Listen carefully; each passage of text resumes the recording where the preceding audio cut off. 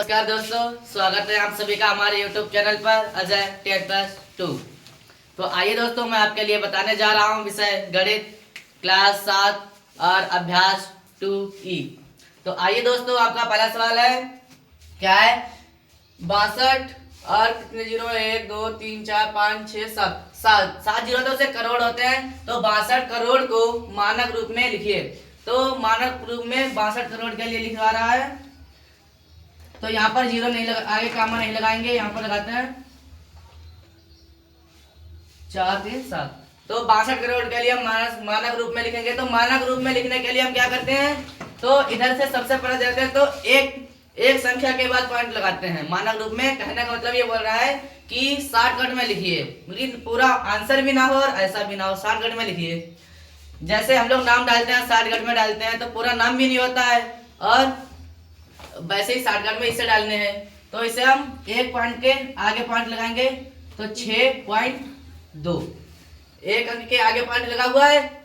और ऐसे ही गुणे 10 हम लिखेंगे, अगर जीरो तो हम गुणे 10 लिखेंगे। अब पॉइंट जब यहाँ पर लगा है, जब यहाँ पर पॉइंट लगाया हमने, तो जो पॉइंट होते हैं इसके इधर वाले जितनी भी संख्या होती है हम उन्हें जोड़ लेते हैं। तो देखिए कितनी संख्या है, 1 2 3 4 5 6 7 और 2 8।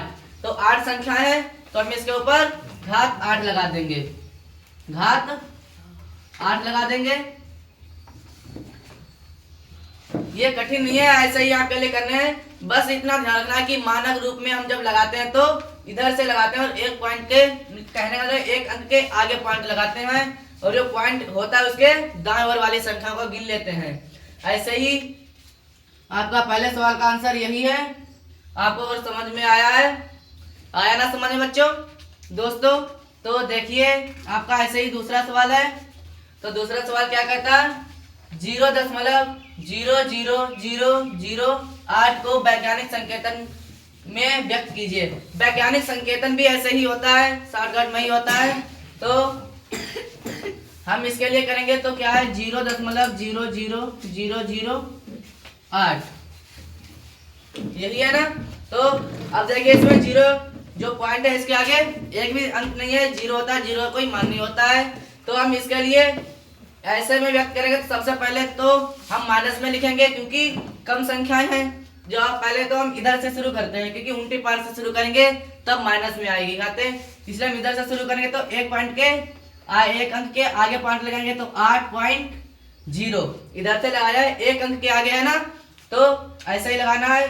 तो अब देखिए, गुणे 10 मैंने आपको बताया 10 लिखने हैं जीरो वालों में। तो अब पॉइंट के दाईं ओर की संख्या गिन लें, 1 2 3 4 5। कितनी संख्या है? 5। तो हम 5 लिख देंगे, लेकिन यहाँ बाईं ओर से लिखते हैं और यहाँ दाईं ओर से, कहने मतलब ये उल्टा है। जब संख्या कम होती है उल्टी लिखते हैं, तो उसमें हम माइनस का निशान लगाते हैं। तो यहाँ पर माइनस का निशान हो जाएगा। बस ये भी आपका इतना ही आंसर होगा, और इसके लिए साधारण रूप में लिखवा रहा है तो ऐसे आ जाएगा। और आपका इसी में तीसरा सवाल है। देखिए तीसरा सवाल क्या है, वैज्ञानिकों का अनुमान है कि चंद्रमा की उत्पत्ति आज से लगभग 460 करोड़ वर्ष पहले हुई है। चंद्रमा की आयु वैज्ञानिक संकेतन द्वारा व्यक्त कीजिए। ये कहता है कि 460 करोड़ है। करोड़ मैंने सबसे पहले तो आपके लिए बताया है कि करोड़ में कितने जीरो लगते हैं, 7। तो हम 7 जीरो लगाएंगे। सबसे पहले से हम करोड़ में बदल लेते हैं, तो 1 2 3 4 5 6 7 जीरो लग गए। अब मैंने आपको बताया वैज्ञानिक संकेतन में जब इसे हम चेंज करेंगे, तो एक पॉइंट के आगे करेंगे, तो एक पॉइंट के आगे लगाएंगे, तो 4.6 एक के आगे है। अब गुणे 10।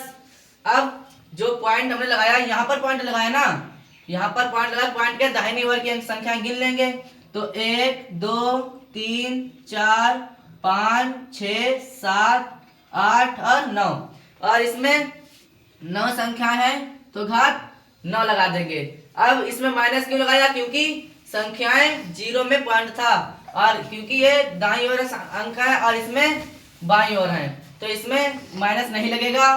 तो इसका आंसर इतना ही होगा। और इसमें क्या कह रहा है, चंद्रमा की आयु। आप लोगों ने सुना होगा कि आयु, उम्र, उम्र के लिए हम वर्षों में और साल में लिखते हैं, तो इसमें इतने वर्ष होगा, इतने वर्ष, ये आपका आंसर होगा। ऐसे ही दोस्तों आपके लिए और भी सवाल लगाने हैं, आपको ये समझ में आए होंगे, तो आपको ये समझ में आएंगे तो आप लोगों से यही हमारी अनुमति है। कहने का मतलब है कि आप सभी लोग हमारी वीडियो को लाइक करें, सब्सक्राइब करें और शेयर करें। धन्यवाद।